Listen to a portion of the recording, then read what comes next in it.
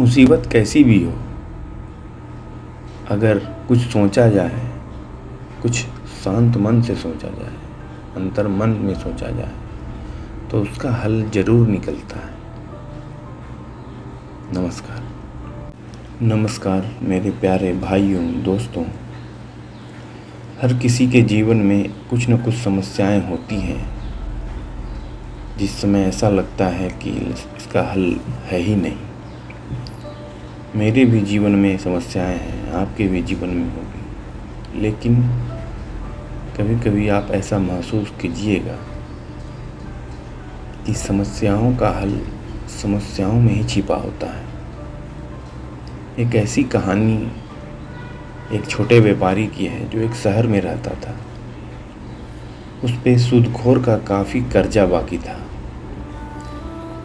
सूदखोर बूढ़ा और बीमार था, लेकिन उसकी नज़र व्यापारी की बेटी पर थी।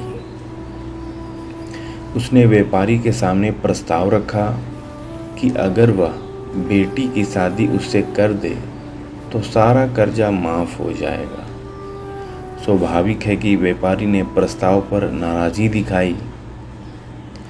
इस पर सूदखोर ने एक तरीका निकाला।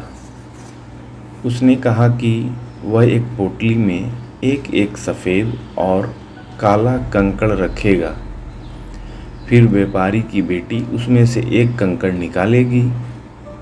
अगर काला कंकड़ निकला तो व्यापारी का कर्जा माफ़ हो जाएगा, लेकिन बेटी को सूदखोर से शादी करनी होगी।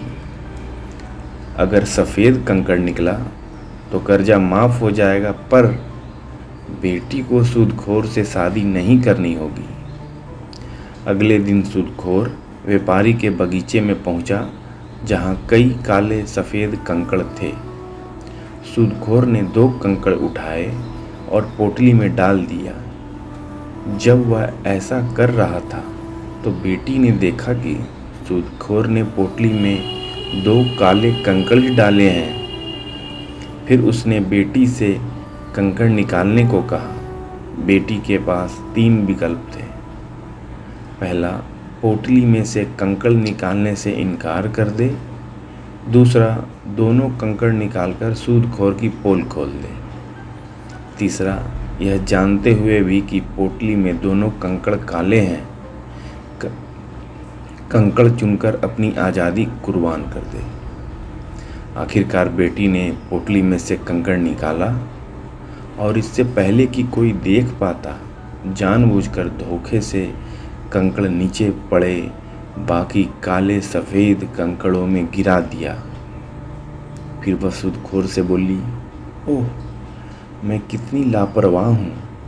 खैर, अगर आप पोटली में रखा दूसरा कंकड़ देखेंगे तो आपको पता चल जाएगा कि मैंने कौन सा कंकड़ निकाला था।